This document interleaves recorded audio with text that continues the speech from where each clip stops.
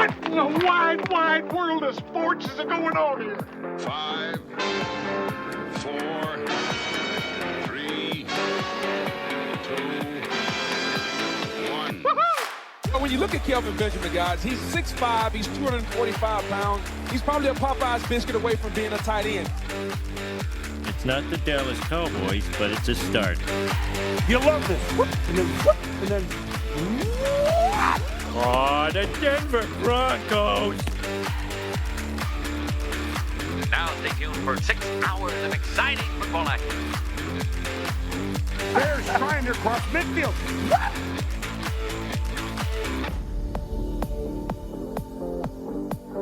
That's right, it's WildCard weekend coming up.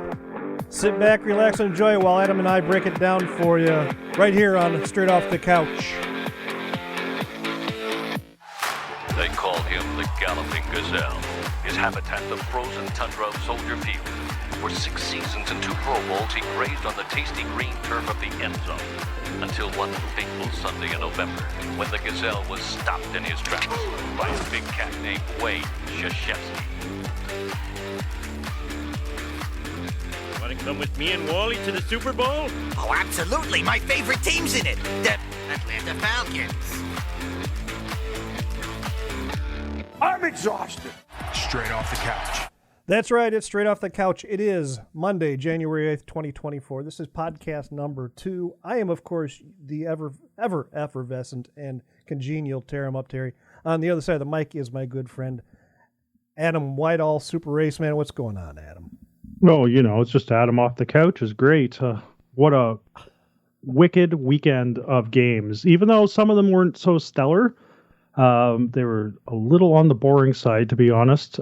There was a lot of playoff implications. I know we said implications a lot last episode. That should be a prop bet. How many times do we say implications?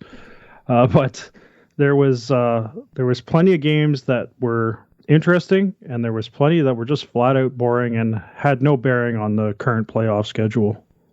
Yeah, and we're going to I thought we just hit the highlights of the games that had playoff implications and let the ones that really didn't fall to the wayside. I mean, the season's over. We need to move on to the next season, which is the playoffs. And season being over is one thing, but it's a little depressing in itself. I mean, right? I mean, no Monday night football, no Thursday night football. This is going to suck until October.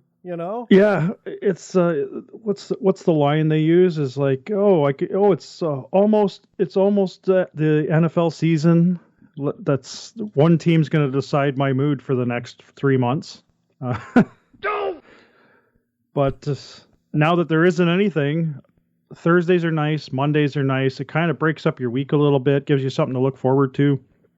Now we're going into elimination rounds. Everybody gets one shot at it. Yeah, this is one and done. So the games, I should say, that it affected the way the playoffs broke down the seeding. Saturday we had the Ravens and the Steelers.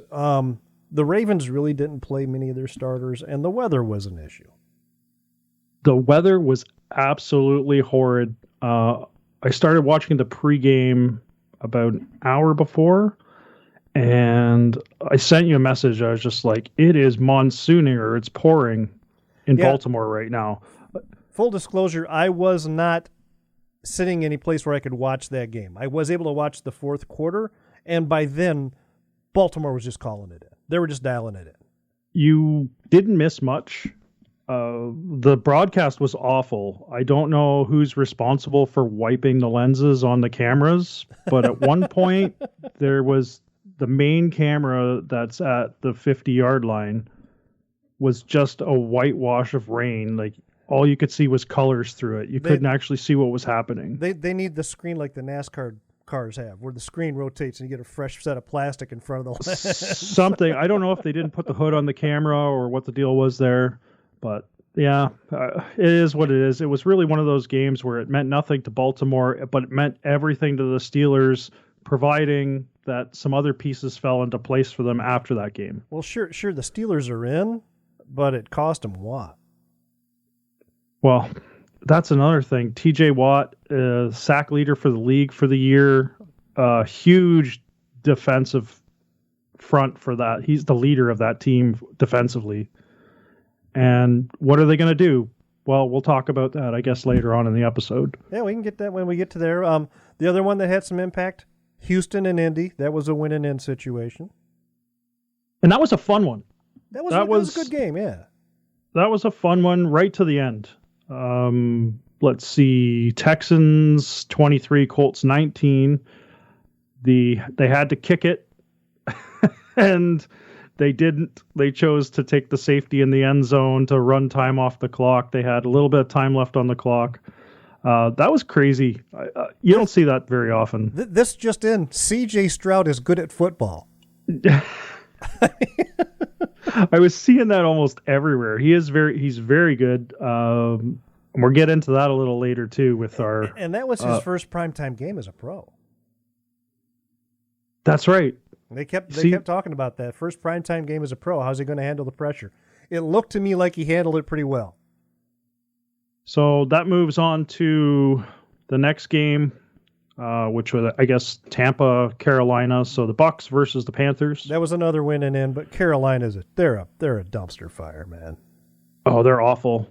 They're just a dumpster fire, and you know there's with it being Black Monday, there's all sorts of speculation about who's going to go where. And I've heard somebody today say that they wouldn't be surprised to see Belichick go to Carolina. I don't think Belichick wants anything to do with that. My nightmare. I think if Belichick goes anywhere, and I mean we'll talk about this a little bit later, he's going to want to go to a place that has an existing roster already. Right. He wants a contender. He doesn't have to necessarily be the Ravens or the Niners, but he wants to compete. Carolina is literally a make-work project right now, and they go through that in phases. They were going to be the next greatest thing with Cam Newton. They ran Cam through the ringer, and he had a couple good seasons. Then he fell off. They mortgaged the farm, started trading pieces. They're absolute dog shit again. Yeah, they're just they're god awful. It's a dumpster fire down there. But at least the Bears got more out of the deal, so I'm okay with that. And that's something else we'll talk about. Now that makes it for Tampa Bay, third year in a row winning the NFC South. Off of 3 field goals in that game. But the first time winning it without Tom Brady. So, so they've been in the playoffs 4 years in a row now, which is great. But NFC South champs, I still can't believe that division, but what are you going to do? Yeah. Speaking of that division, Atlanta, New Orleans, that had a seeding thing going on there. So that if either one of those teams would have won, it would have been a different outcome for Tampa, but they couldn't pull it off. So if Carolina somehow hung on and scored a touchdown and a field goal for that matter, they would have beat Tampa. That's like literally all it would have taken. Because Tampa kicked 3 field goals. The score was 9-0. It wasn't anything exciting to watch. A lot of these divisional games are like that. They're a very big defensive battle, and there doesn't seem to be a lot of scoring or shootout action. And there was a lot of Panthers called. They were just phoning it in. You could tell their heart wasn't in it. So. There was a lot of guys on the sideline. I mean, this is what we get into this time of year. 17 games takes its toll on guys that basically beat each other up every week. And they practice hard too. So there's going to be injuries. I mean, scouting reports weekly, you're just like, oh, this is my fantasy guy. He's been putting up points for me. And all of a sudden he twists an ankle on Wednesday in practice and he's out for 4 weeks. Right. Yeah. And this time of year, they're all looking to heal. Atlanta, there was one interesting thing that happened in that Atlanta-New Orleans game. The end? The end.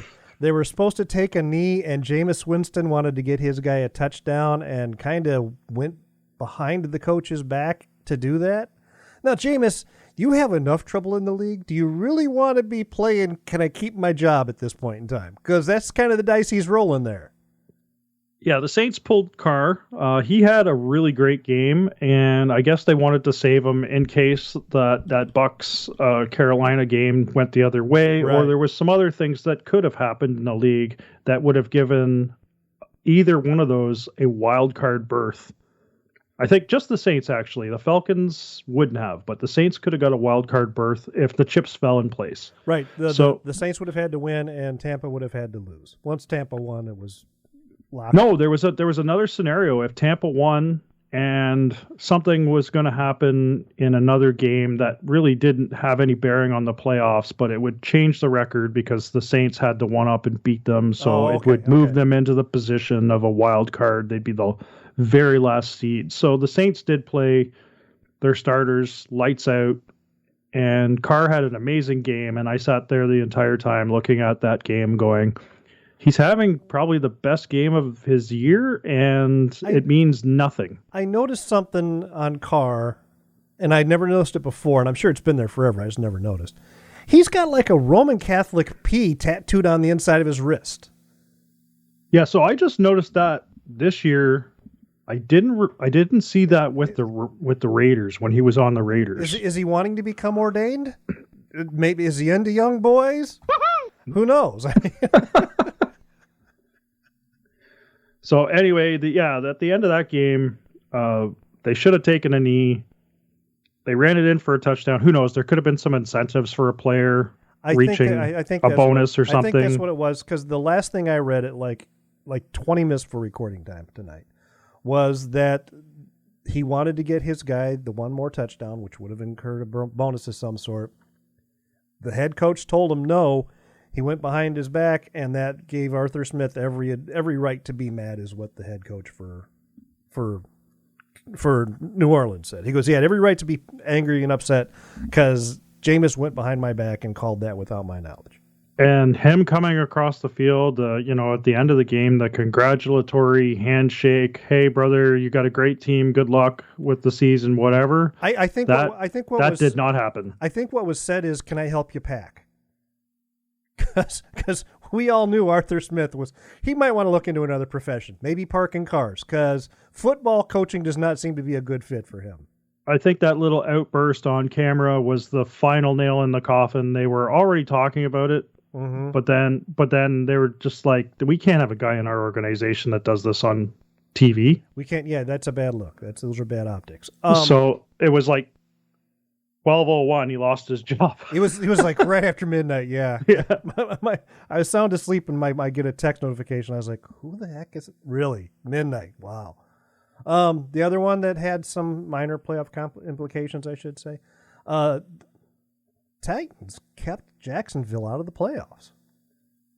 So no implications for the Titans. Everything on the line for the Jags. The Jags win, and they win the AFC South. Sorry, and they just fell apart. Lawrence was probably really upset. He was going to use that bonus money on hair conditioner. But yeah, the Titans just went in there, and Derrick Henry's possibly his last game as a Tennessee Titan. I like Derrick Henry a lot, but they're probably going to have a new quarterback next year too. So who knows? We'll see what happens. Titans last use of Derrick Henry, possibly great running back, force to be reckoned with. Stiff arms off the ladder. Just amazing. The Titans have had good luck with running backs. I mean, you got King Henry there, but Eddie George was his predecessor. I mean, and Henry's like right on track to beat him. Yeah, and I'm a huge Eddie George fan. And the guy comes out with 2 tutties. Yeah. So, I mean, that's a great way to end a career in one franchise. I don't think he's done. I don't either, but it depends on what they can get done contractually. And unfortunately, right now, the league makes the running back a fungible position, and I think that deserves a little more credit. They definitely don't get paid what wide receivers do. Yeah, and they a good running back can make the difference. I mean, look what happened. Moving on to the next, look what happened yesterday with Chicago and Green Bay. I mean, that running back for Green Bay was just running all up and down on the Chicago defense.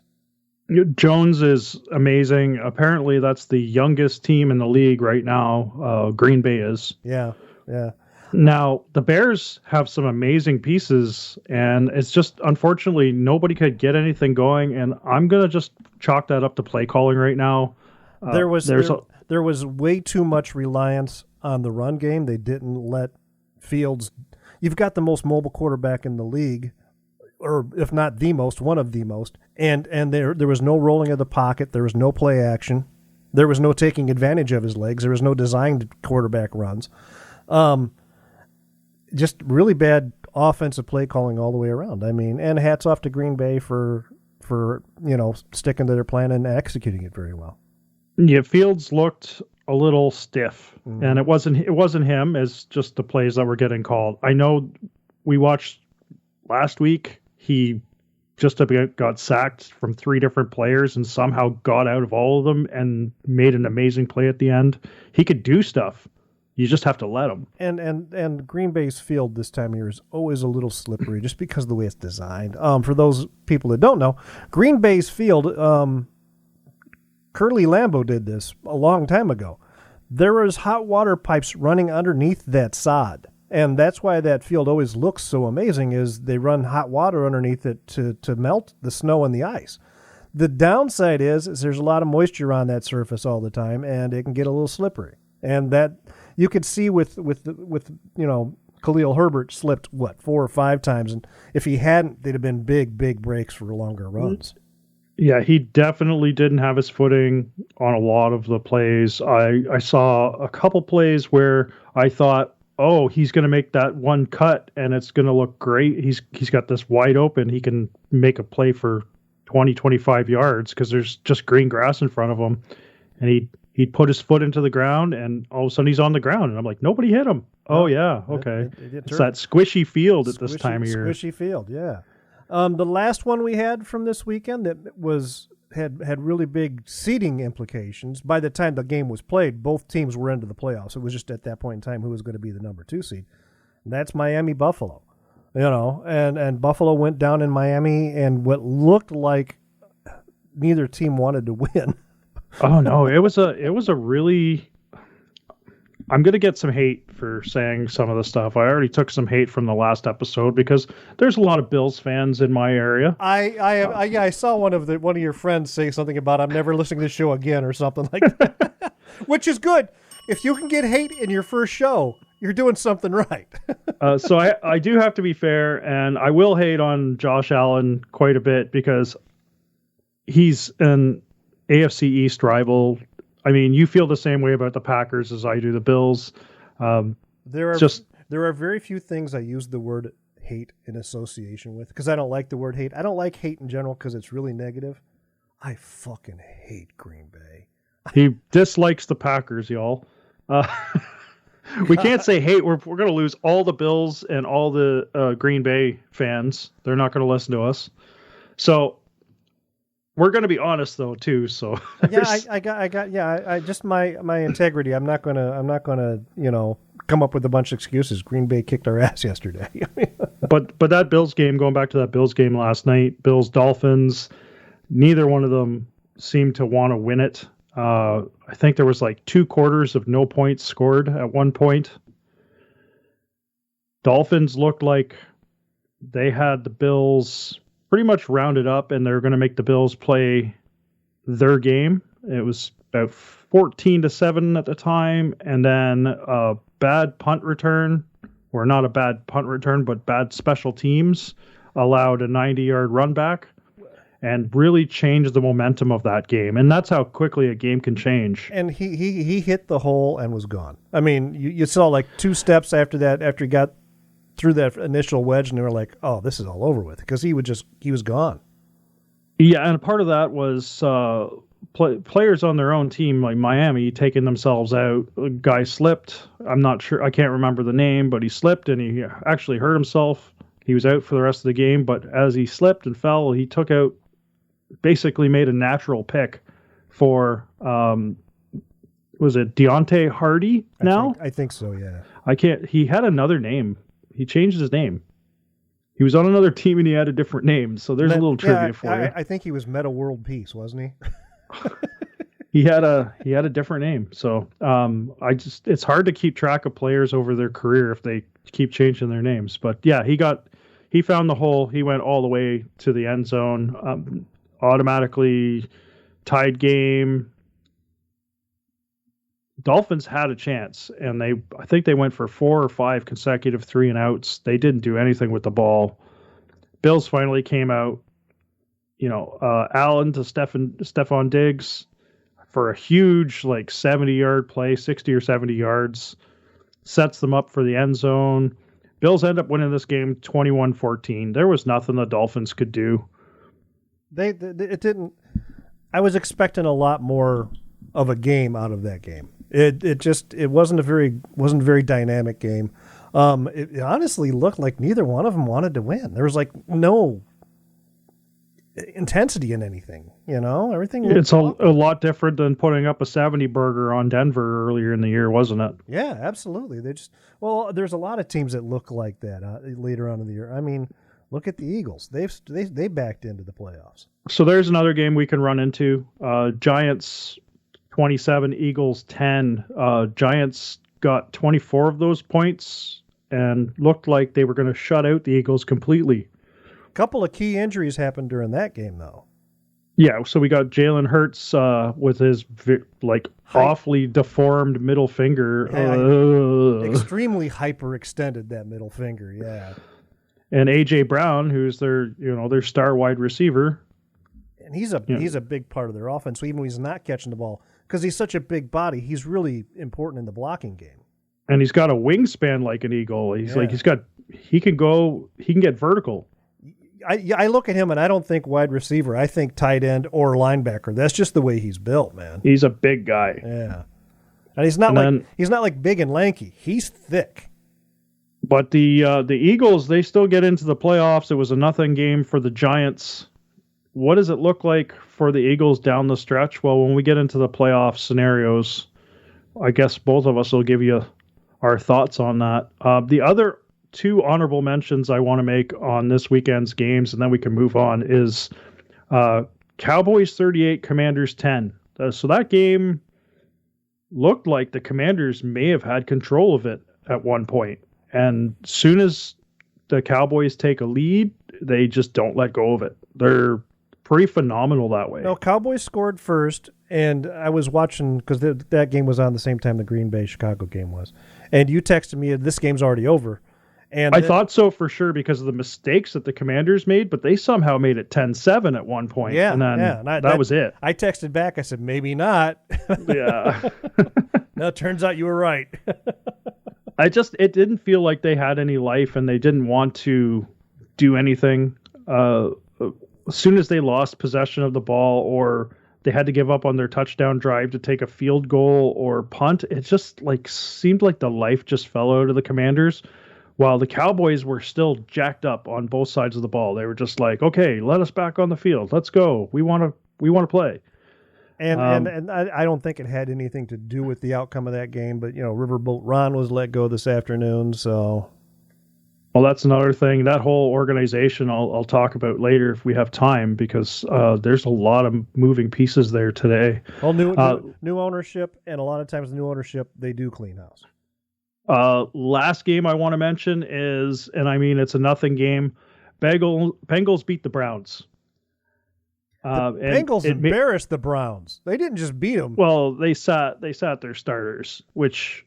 See, I have mixed up feelings about the sitting of the starters. I get and it. we could talk about that in a second too, because I do have mixed emotions on the stardom or sit 'em situation when it comes to a playoff week, but.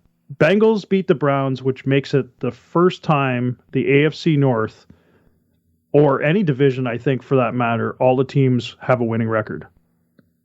They're all above 500. They're all above 500.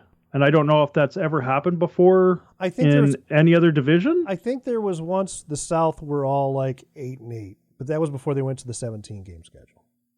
So these guys have definitively a winning record and not a... Yeah, right. A 500 record, which is, just amazing. What were we going to go back to on that last one? The Washington game? Oh, Washington cleaning house.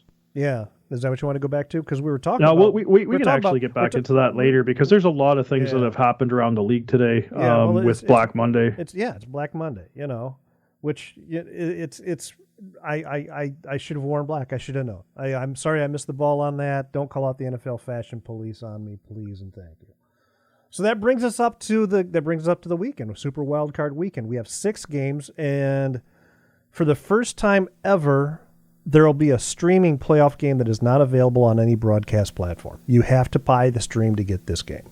Yeah, and that's the second game on the schedule. So I actually went ahead and looked at all the games. Yep, we got the Saturday early game. That's like a 3:30 local time start for me. Yeah, so 4:30 Eastern, guys. There is an hour difference between Terry and I. He is on the Midwestern time zone. What's that, Central? U.S. Central. Yeah. So that game is Browns at Texans. It's Cleveland at Houston. So that should be a good game. But Cleveland did the thing. They sat their quarterback, which he didn't come into like week 10. Is it a good idea to give him a week off? I mean, sit him or start him. Flacco's been playing lights out. Don't get me wrong, and he's not a young kid, but he hasn't. I mean, I would think you would want him to get more reps and get more comfortable with the players around him. Not that it looks like he needs it, but that's just me. And then they go into Texans, and will this be the first time the Texans have hosted a playoff game? I'm thinking maybe I should have probably looked that up. It just occurred. It just occurred to me just now. It's a very young franchise. It is, and they struggled quite a bit throughout the course of the history of the franchise. So I don't know. You know, the Titans have won that division quite a bit. Mm-hmm. Jags came on strong, and I don't think the Texans ever won that division. No, they might have backed in as a wild card, but usually wild card guys, you're playing on the road. Yeah, and it's usually for a reason you're a wild card. It's, somebody wasn't better. So do you have any, which way, what do you lean on this one? Who do you like on this one? Okay, so the spread on this is 44.5 points. And between 42 and 45 seems to be the line on just about every game. Yeah, the spread. Well, and this is early odds. Things can change throughout the week. I mean, Las Vegas is going to change their minds depending on who reports as available and who reports as injured. Right. When we see the injury list on Wednesday, that'll change a lot of this. So we're going based on the then and now. We're doing the podcast now, so we have to go with the stats that we currently have. So 44.5 points. The last time these two teams met was earlier this year around Christmas time. Browns did win that game 36-22 with Flacco at the helm, but C.J. Stroud was out on concussion protocol. I was going to say they didn't have Stroud, and that could change things a little bit. So a couple things here. The Browns have the number one defense in the league. They are missing a couple key components right now. As I said earlier, the later it gets in the season, the more injuries you have. It's almost impossible to keep a team healthy at this point. It's basically who does the best job and who can stay the healthiest. Texans are middle of the road on every stat except they are number 7 in passing yards. Well, you can be mediocre and get there. You're not going to get very far, but you'll get there. And I mean, that just goes to say that Stroud had an amazing season as a rookie. So I did look up the announcers for each game as well. We have Noah Eagle and Todd Blackledge as our commentating team for this 4:30 Eastern, 3:30 Central game on NBC. Those are on NBC. Both those Saturday games are Time Warner, NBC Universal. So, so that means the primetime game, the one that's going to be on Peacock, you're probably going to get the A team. Then you're going to get. We'll get to that. We do have to make some prop bets on this Browns game, and we both have to make our picks on which team. Well, Browns, Texans. Who you taking? I like C.J. Stroud. I'd like to see him do it, man. I would definitely like to see him go further, but there's something about that whole underdog. Guy came straight off the couch and took the Browns to and the Browns are just. I mean, they're so relentless, man. They have the number 1 defense in the league, and their offense was really stale with Deshaun Watson and the other 2 QBs. What they had, PJ Walker, and I can't remember who the third one was. I think they had the guy that works at my grocery store at one point. Yeah. Some guy that was like working at Kentucky Fried Chicken or something. Yeah. Hey, can you throw a ball? We need you. He was flipping burgers, and they said, "Hey, look at that motion. Let's get him out here." So my pick on this game is I am actually going to take the over, and I'm going to take the Browns. I think the over is almost the way Flacco's been playing and the way he's been hitting the well-dressed Amani Toomer. I mean, I think that's a good call. Man, I like Stroud, but it's so hard to go against. It would definitely be nice to see Stroud move on. I'm going to the next round. I'm going to go Cleveland with you. I just don't think the Texans have the playoff experience, and they really don't have the pieces in place. Like they don't have the players that are experienced enough to give them a long run. It would just almost be a waste. And it's their first year with the new coach, and he's the first-time head coach. And there's a lot going on once you get in the playoffs. There's a lot more outside pressure than you realize. So yeah, I think that's a safe bet with the Browns. So I do have some prop bets. I've got multiple prop bets on pretty much all the games just because props are fun. And if you're not familiar with a prop bet could be part of the game or it could have nothing to do with the game. It just happens during the game is basically the definition of a prop bet. Let me give you an example because I'm a Chicago Bear fan. Every time the major broadcast, the A-team comes into Chicago to play, there's a prop bet that goes on in the local people here. How many times are they going to show a pizza joint? Because Chicago's known for its pizza. So there'll be like 2.5. And if we see 3 pizzas and you went the over, you won the prop bet. So that's what it is. It's kind of like silly thing. Like how many times are you going to hear about Kansas City barbecue? That kind of thing. So I don't get the commercials that you do because I'm in Canada. We're all basically through a different service, which they have to feed us the Canadian content commercials. So I don't get all those awesome commercials. So when I watch NFL Network, I get to see all the Mahomes and Kelsey commercials. These aren't commercials. It's like the bed coming in from a break. They'll be. Oh, it's just all the B-roll. Yeah, it's all the B-roll. Oh, yeah. Okay. Yeah. Sometimes we get screwed on the B-roll too because it's just like the commercial runs over because they got to time them up the same and stuff. Yeah, they'll like B-roll Lou Malnati's pizza, or they'll B-roll home run in pizza or something like that, and you'll see a lot of deep dish pizza when they're in town. So that's. So my props for this game are basically any of the announcers, commentators, people doing halftime, it doesn't matter, will mention Flacco's age, that he's 38, 39, 3.5 times. Hang on, I'm taking this down. Okay. I'll send you my notes. Yeah. when we're done. Because now I might actually have to have my phone in my hand the whole game and count this shit and pay attention. Well, that's the downside to prop bets. Like somebody has to pay attention, and if you have to have a bathroom break, you sometimes miss out on one. You know what, boys and girls? Uncle Terry and Uncle Adam are taking applications at this time. If you want to be our prop bet statistician, give us a call. Drop us an email. If you'd like to be our prop bet intern, we have a job for you. My second prop bet on this game is. They mentioned that Flacco is the 4th starter or that he came straight off the couch. I have to throw that in there. Basically how many starters they've had? So yesterday makes it their 5th. They had their 5th starter in yesterday. Yeah. So I don't know how they're going to do that stat, but they'll say that Flacco is the 4th starter and that he came straight off the couch. I'm just kind of keeps plugging that line, but I'm saying 4.5 branding, times. Man. 4.5. Okay, that's branding. You stick with the branding. You do that really well. Stick with the branding.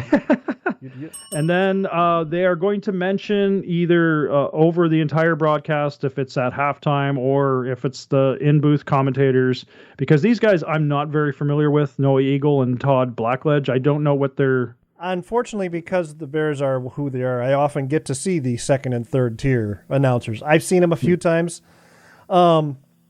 A dry cracker has a little bit more moisture than these two do. Okay, don't sue us, Noah Eagle and Todd. Noah and Todd, leave us alone. We're just two guys talking football. Take it as constructive criticism, if you may. Throughout the broadcast, someone's gonna mention that CJ Stroud has turned the Texans franchise around, and I have that 2.5 times. Stroud 2.5 times. Okay. And that's all I've got for that game. I've picked the Browns and an over. They have to make mention of turning the franchise around or turning the luck around or something like that, right? Something like that. It's like, can you believe how good he's turned? He's changed the tide. He's changed the tide. Yeah, something. They'll say something alluding to that he's the entire answer for the Texans. They won't talk about coaching, and then they'll get into coaching later on. And it's like, we should have said, this is another big part of the game. They do that kind of stuff. They put a lot of emphasis. See, I can't fucking talk today. They put a lot of emphasis. See, I did it again. Emphasis. There, it's not such a hard word. No, but on one player. But you're putting the emphasis on the wrong syllable. Yeah, I did. Wrong syllable. All right, so that brings us to the later game, and this is either going to be a shootout or it's going to be just a fucking fiery crash. It's Miami at Kansas City. And it is, the line on it is 44.5 points. And we have Mike Tirico and Jason Garrett commentating that one. Jason Garrett, where's yes? Where's the bullet? The Collins. I'm Chris Collinsworth. We'll get to him. He's got a game too. Does he? Okay. Yes, he does. So I think they're really trying to rotate the staff around and try to give everybody some reps. Collinsworth gets a lot of well-deserved grief for letting his thoughts be known about who he favors. Oh yeah. And we noticed it this year with our friend Al Michael. I think the networks are starting to pay attention to social media on who people don't like. Collinsworth is not popular at all. No, he's not. And that's because he just talks up one player way too much. And he's like, he's amazing. This guy can't do anything wrong. He's Superman, blah, blah, blah, blah, blah. And it's like, there's a whole team in front of him and behind him. And then you look at the stat line and he had 2 snaps and 3 yards. Oh, yeah. It's awful stats to back up his claim, too. So, yeah. So Dolphins at Chiefs is a 44.5 point game.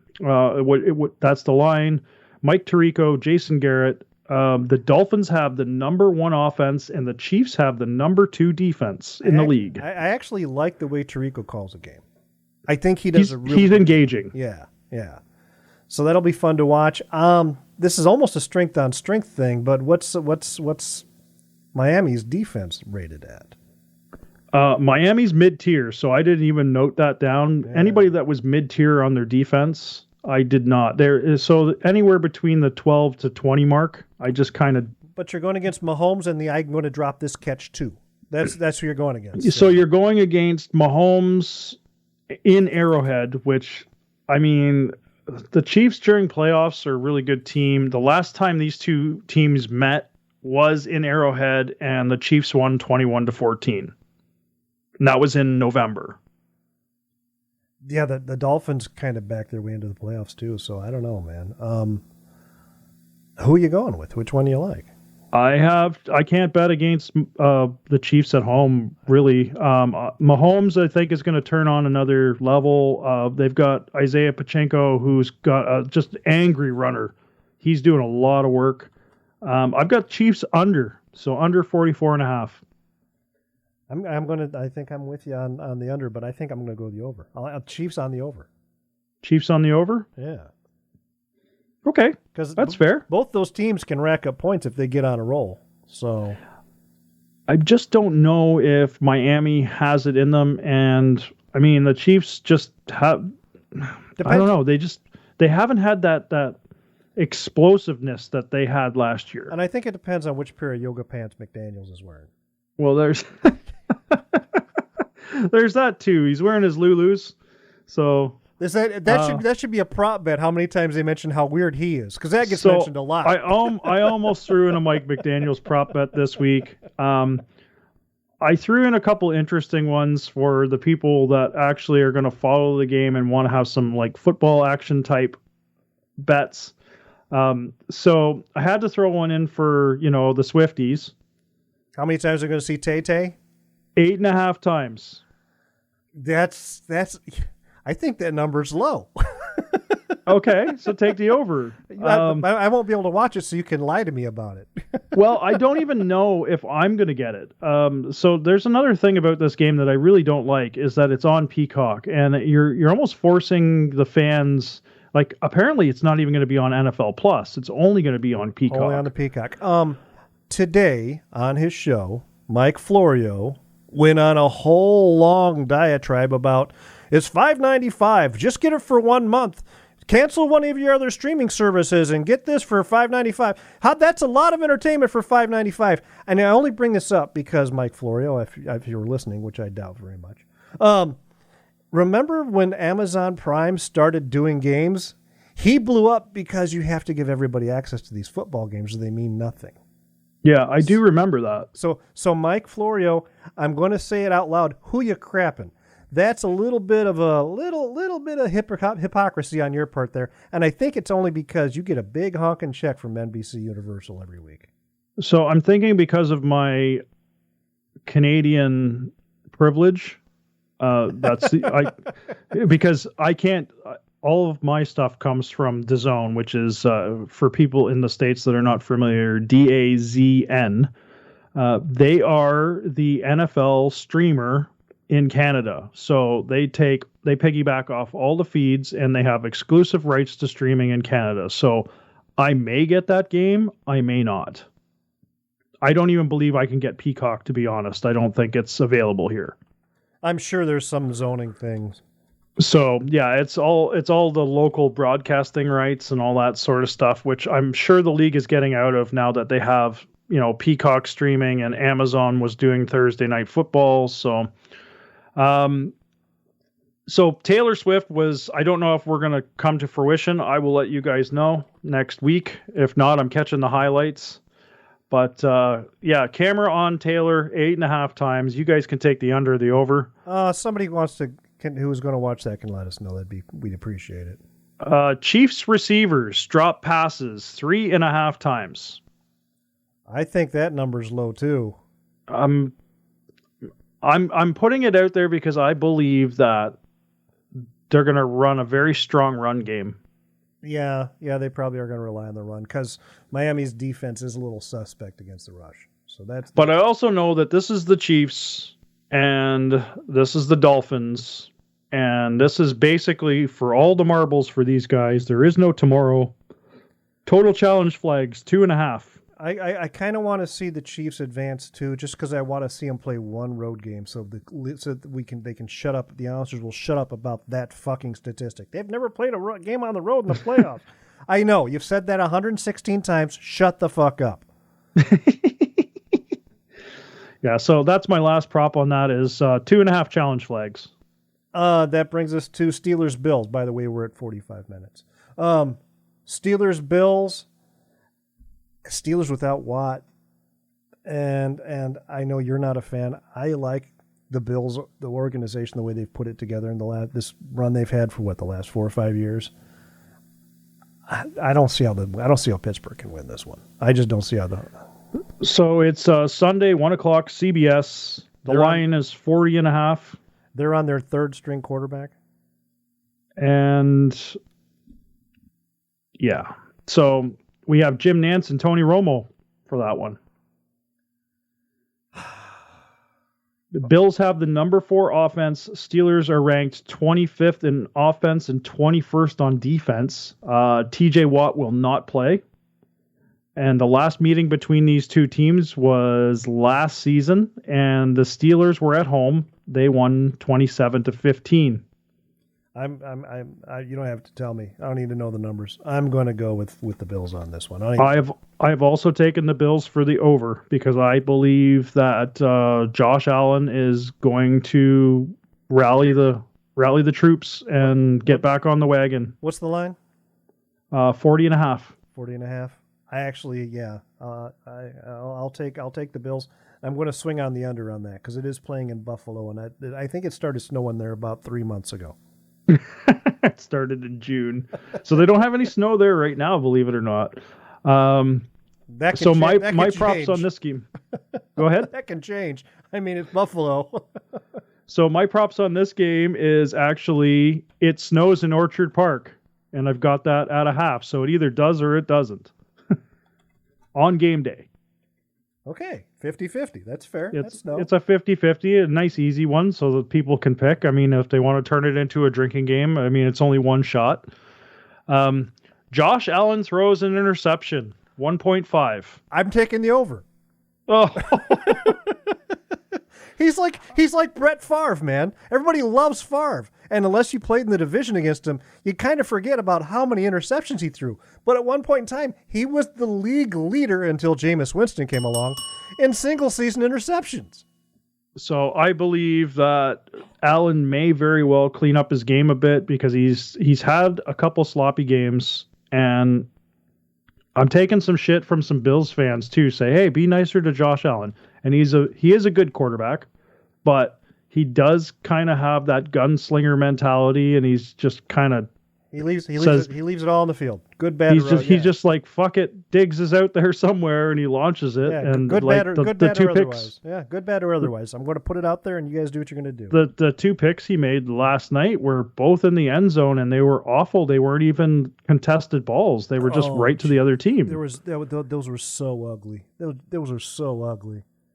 So those are the two that I've got, and I have one more prop bet on that game, and that's going to be, once again, with the commentators' discussion of the new stadium. I have that 2.5 times. Yeah, maybe. I mean, Romo can get a little long-winded, so 2.5 isn't bad. That brings us to Green Bay at Dallas. Green Bay, actually, they came on pretty strong later in the season. Dallas playing at home, though, they're a completely different beast at home. They're 7-1 at home. So their road record is actually one of the worst in the leagues, but their home record is one of the best in the league. So that game is at 4:30 on Fox. The line on it is 49.5 points. We get Kevin Burkhardt and Greg Olson as our commentating team. I do like that team. Greg Olson might find himself out of work next year because I think the plan is to put Kevin with Tom Brady. Is he going to go in the booth or is he going to go in the studio? Brady wants Romo's job.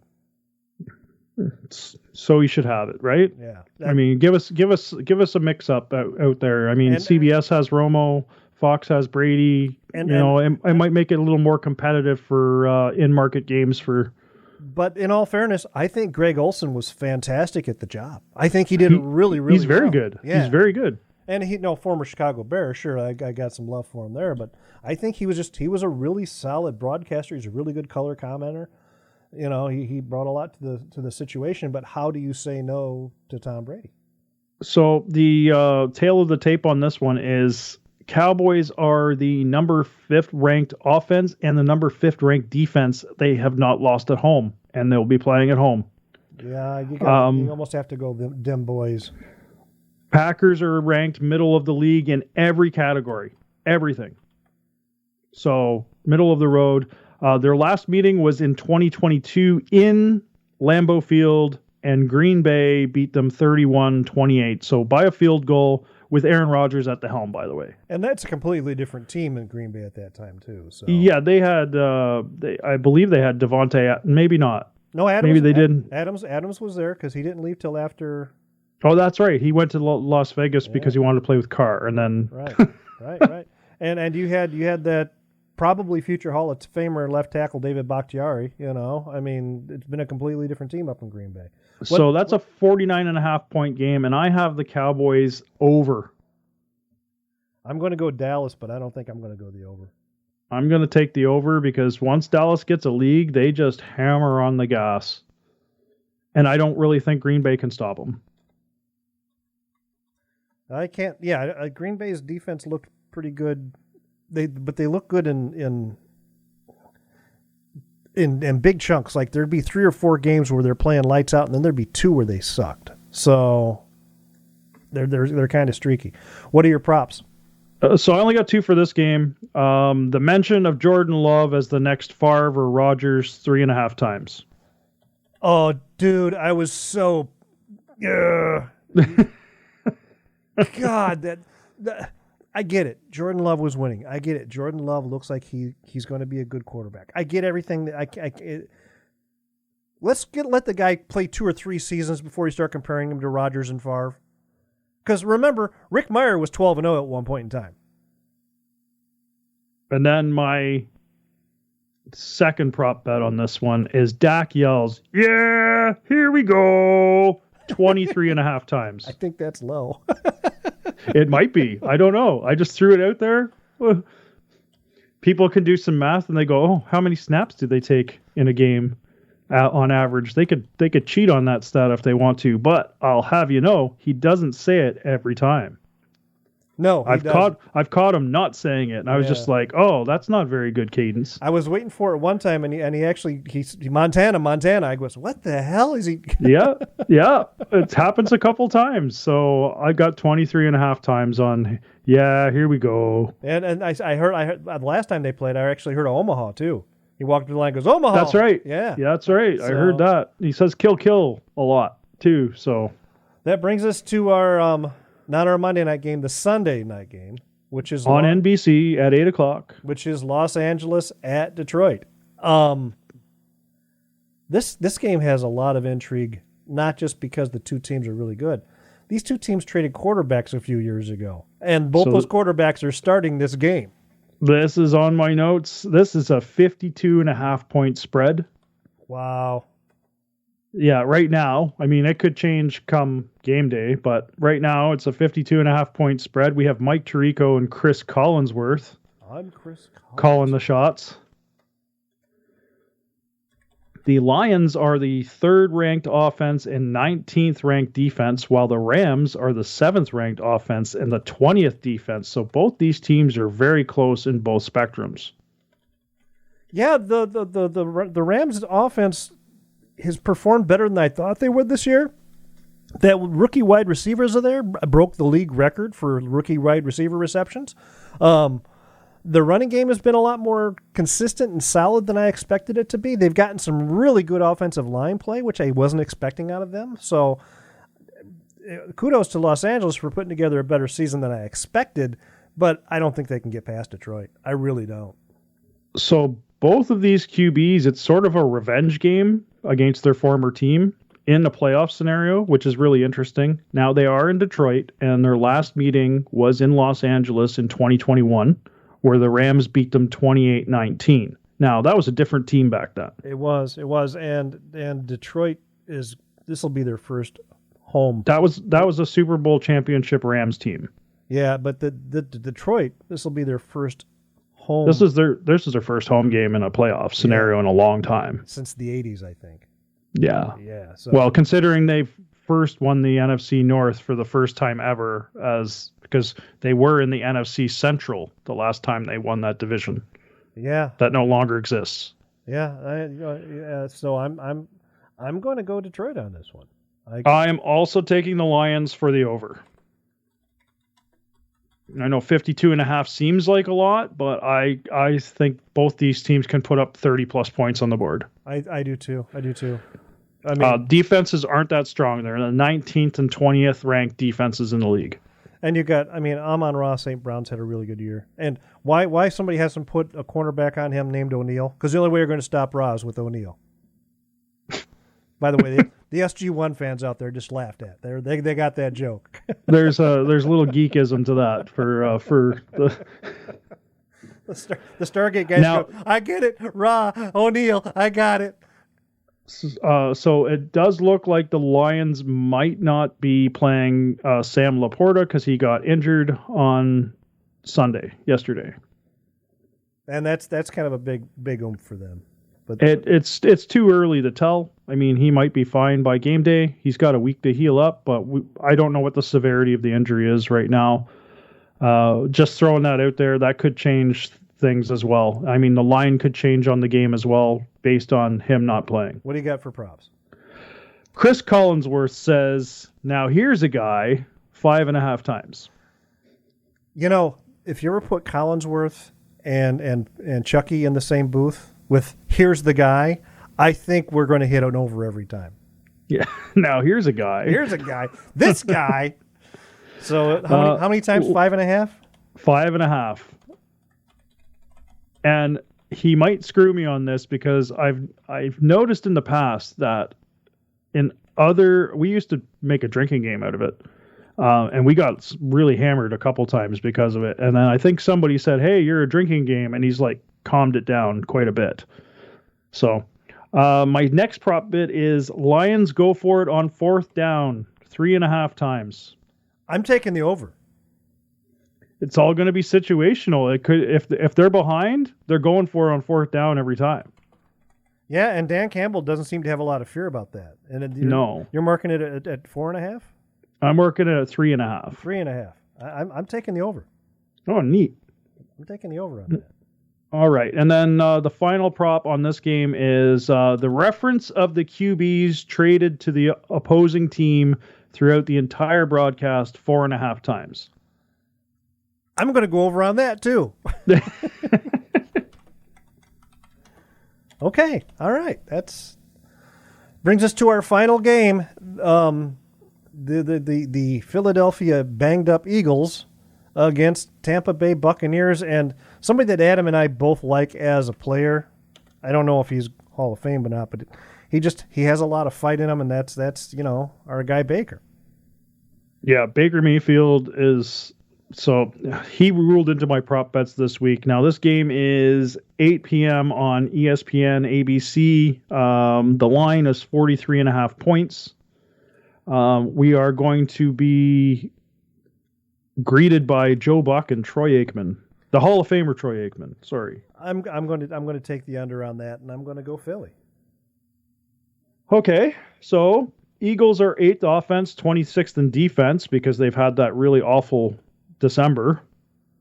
Yeah, they wanted the season to end right after Thanksgiving, and the league just wouldn't let them do it. The Bucks are 23rd in both stats, so offense and defense. The last time they met was in Philly, they were in Tampa Bay earlier this year, and Philly beat them 25-11. Yeah, I'm going to go the same way. I'm going to go Eagles and under. And I'm going to go Bucks and under. You're going to go Bucks and under. I just don't know if they. Every week they say they're the Eagles say they're frustrated. They're trying.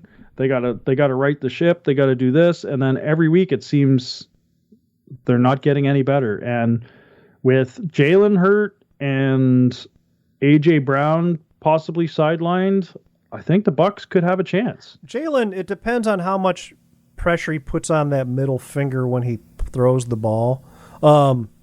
But they kind of rely on the running game a lot up in Philadelphia, and Jalen can run even with the banged up finger. We're gonna have to wait. I think that's going to be one of those things we're not going to know till like Friday or Saturday how he's feeling. And that's like I said, the line could change, everything could change. Like everything's completely up in the air. We're just doing this, basically a week in advance. What we're looking forward to, what's happened over the weekend. So anything can change here. I'm going Bucks under. You're going Philly under. So that'll be a fun one. I'll give you the prop bets though, just because. Okay. Troy Aikman says, "I don't understand 4.5 times." By I don't understand, does he mean what's going on in their field, or he doesn't understand Joe? Because Joe's a lot smarter than Troy. So Troy says, "I don't understand," and then you can add an ellipses at the end of that. A lot. He's like, "I don't understand what they were doing on the sideline. I don't understand what's taking the refs so long to make this call. I don't understand." It's just a Troyism. It's his verbal acne. Yeah. So I've got him saying, "I don't understand ... 4.5 times." Okay. I've got a fan on the field 0.5 times because it's only going to happen once if it happens. Philly. That's a good one, right? It really is. A drunked up Philly fan in Tampa Bay for the weekend takes his shirt off and runs on the field. That's not a bad prop at all. Right? Okay. So this one I think might be a little high, but cameras are going to show disgruntled Eagles fans 5.5 times. And It's not because they're losing. It's because they can't throw batteries at Santa. It's going to be for the stupidest reason, like Jalen will throw a pass and it's going to be like a near miss, and they'll pan to the crowd to like somebody that's dressed up in all green and white, and he's just going to be shaking his head. Like they could be up 27 points and the fan will just be shaking his head like he's pissed off. You got to be perfect. Like that chick last week on the video highlight. What the hell are we doing, that girl? Yeah, just like that. Just like, exactly. And I think we're going to see, 5.5 is the line on that. How many times are they going to pan to disgruntled Eagles fans? That might be an easy under, but since it's in Tampa. Then I got a Baker one too, because you and I both like Baker. Baker gets hit so bad that he looks hurt, but continues to play anyway. 1.5 times. Because he does. It looks like he's just taking like the most brutal shot. And he just pops right back up. Yeah, he's on the ground for like 2 minutes. Trainers are coming out and he's like, "No, I'm okay." Yeah, he's like the Black Knight in the Holy Grail. It's just a flesh wound. So that is our look at this week's Super Wildcard Weekend games. That we got some differences there, but I think we're pretty much on the same page for a lot of them, which I think a lot of people are going to be. I mean, it's early Wildcard Weekend, and anything can happen. I don't mind seeing a spoiler happen. Your ideas are intriguing to me, and I wish to subscribe to your newsletter. You can do so at TREMUP on X. That's how you get a hold of me, at TREMUP. Adam? Yeah, Adam off the couch on the tweets. But do you want to go look at our Black Monday list? We can. We're right at 1 hour and 1 minute. So yeah, we got about 10 more minutes then. Riverboat Ron out in Washington. We kind of discussed that a little bit earlier. Yeah. Not surprising, though, with the new ownership and the new direction and Dan Schneider being gone. And I think Washington's going to clean a lot of house. So they made a ton of moves today. They added Bob Myers from the Golden State Warriors to the front office. What is with NFL owners falling for the idea that you can bring in somebody from another sport to be a good manager? And business, it's front office stuff. It's just the business end of things. They're not even. It's not even the president of football operations. They're just brought him into the front office. They haven't even told us what his job is yet. If it's GM and he has anything to do with the draft, they deserve to get shot. So Washington has a ton of footnotes on this whole firing. They have head coach interview requests out to Lions defensive coordinator Aaron Glenn, Lions offensive coordinator Ben Johnson, Rams defensive coordinator Raheem Morris, Ravens assistant head coach Anthony Weaver. They have head of football operations interview requests out for Chiefs assistant GM Mike Borgonzi, Browns assistant GM and VP of player personnel Glenn Cook, Bears assistant general manager Ian Cunningham, and 49ers assistant GM Adam Peters. Yeah, it sounds to me like they're going to wipe the board completely blank. They're going to change the culture in Washington for next year. Well, maybe not have your cheerleaders be hookers in the luxury suites. That might be a good place to start. They need to make a change. They do. Schneider just ran that organization into the ground. Did you earlier today? New York fired their special teams coordinator, but late in the day, like near the end of my work day, Wink Martindale resigned. He resigned. Oh, Daboll, whatever. Brian Daboll. Yeah. Brian Daboll said he was keeping Wink. He did in a press conference earlier today. Yeah, he did. Wink resigned. They came across for news here. My time 4:30, so 5:30 your time. Oh wow. Okay, so I missed that one. They fired their offensive line coach Bobby Johnson too. Wow, that's. I don't know. They're making all sorts of moves out there in New York. And Panthers got rid of their GM today, Scott Filterer. The Panthers have interview requests for 9 candidates for the head coaching job. Yeah, so I mean, there's a lot's going to change. the teams that are in the playoffs are worrying about the playoffs right now, and the teams that don't have anything to do but sit on the couch like us and watch the playoffs are making some changes. And I'm sure a lot of these teams are going to sit back a little bit too, waiting for the playoffs to end so they can go on, get a coach that maybe on the last year of his contract. Try to poach him. Speaking of guys talking, Belichick today in his press conference, because in the past he's always been able to go, I'm not talking about that. We're focusing on next week. We're on to Cincinnati. Yeah. He couldn't do that today, and he was held up there, and they asked him some pretty hard questions, and you could see he wasn't happy having to answer them, but he had nothing else to talk about.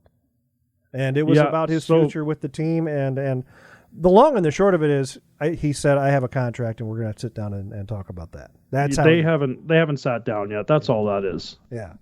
And he's like, I'm under contract, and he's just leaving it that. Bill gives nobody anything. Ever. But, I mean, you could tell that he didn't like that he had nothing else to talk about. He was very frustrated by the fact that he could not shift the storyline, you know? He never has anything to talk about. He doesn't give anything. He's a brilliant coach. Unfortunately, he didn't have a roster, and he made some bad decisions as a GM. That was one of the questions asked, was about draft position and how they've been drafting and how that hasn't been very good recently. And he didn't say the buck stops with me. It was one of those things, well, we all sit down and we discuss it as a group, and I make the final decision, but I take input from everybody. It's not like I'm carrying this whole load by myself. But, yeah, you are carrying this whole load by yourself, Bill. You are the one who has the final veto power. I don't picture him going, oh, you like that guy? We'll bring him in here, because it's going to be his decision, you know? So yeah, he'll go to the draft and he'll get an edge rusher and he'll get like some special teams player and he'll waste all his picks and then they'll just go pick up a quarterback at Taco Bell. No, I think I wouldn't be surprised. Depending on how things go, he might wind up with my guy Jay Fields. I don't know. I think Fields is an excellent quarterback and he's still developing. He's still a young quarterback. We won't know. We'll have to see what kind of formulates in the offseason. Yeah, we're not going to find out till March, I don't think. Yeah. The Rams, Sean McVay promises to return because last year he kind of hinted at maybe stepping away, but now he's saying I'm here, I'm sticking in. You'll see me again next year. My own guy, Matt Eberflus, he's on the hot seat, especially after that performance yesterday. I think if they'd have come out and even if they'd have lost, but they'd have played competitively, I think it'd be different. But after the way things showed up yesterday, I'd be hard-pressed to bring Eberflus back. And if you do bring Eberflus back, you got to get rid of Luke Getsy because he's just been a terrible offensive coordinator. Antonio Pierce in Las Vegas, he had the best quote of the day yesterday. My resume's on the grass. There you go. And he's got a lot of players pulling for him too to take on that job. And I mean, who knows what's going to happen in Las Vegas? The whole quote was, "My resume's on the grass." And that's great. After which I can put up a fancy presentation, and I've seen that before. I can put up stats. I can put up my resume. But the best thing that happened to me was the opportunity, and my resume's on the grass. Brilliant. I mean, it's like asking a content creator, like it shows that you were unemployed from, 2015 to 2018. What happened in those years? Oh, I created a YouTube channel that's got 1 million subscribers. And like, oh, can you give us some references? Just go look at it. It's right there. You could see you could see everything. Are you doing your job? Yeah. Who am I supposed to do your job too? Yeah. But yeah, Antonio Pierce, I mean, he coached 9 games and he 5 out of 9 he won. Yeah. So I mean, to come in as an interim head coach, as he's already part of the team, but he had other coaching responsibilities. Right. To take over that head coach job and then still be able to turn out. Yeah, they kind of because when they got rid of their head coach, they got rid of the offensive and defensive coordinator too. So they were kind of like, here's the key to this really cool car. Have you ever driven before? Yeah. Do you have a license? You know, here's a Testarossa. By the way, you can operate a stick shift, right? I mean, they threw him in the ringer, and he did a really good job. I mean, and first thing you do, you sit in Jimmy G and bringing in the guy that looks like he's got a white van in the parking lot that says free candy, but he did really well with that. The Jets announced they're bringing back their head coach and GM pair. They're not going anywhere. Obviously, Chargers got rid of Brandon Staley a couple weeks ago. Panthers got rid of their head coach a couple weeks ago. So I don't know all the way it's going to happen the rest of the month. Usually today is a lot more active, but we did have 3 mid-season firings, which we don't usually have that. So, yeah. So the Brandon Staley firing was right after that. That was the next day after that Broncos whooping. Yep, it was. Yeah, they were just, somebody was upstairs just pissed right off. Oh, it wasn't just Staley either. It was Staley and his. And the GM, I believe. GM, yeah. They cleaned house too, but they're going to have to wait and see. And their interim guy didn't do anything to deserve a second look. He didn't stand out in any way, shape, or form. So no, they were just getting through the season. All right, we are right now at 1 hour 11 minutes. So we're right at the mark we wanted to be at, between an hour and 15. Anything else you want to?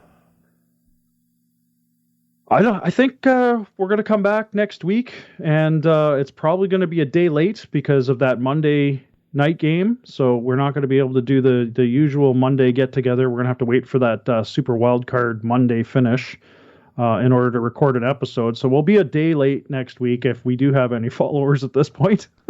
Well, no, you never know. I'm hoping. I mean, you see the analytics. Did we get anybody listen to the first episode? We'll find out. Yeah, we got some people listening, which is nice. There we go. Hey, I've already been told to fuck off once because of it. So that's and there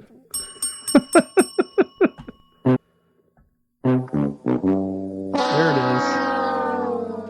All right, I'm at TREMUP on X. Adam?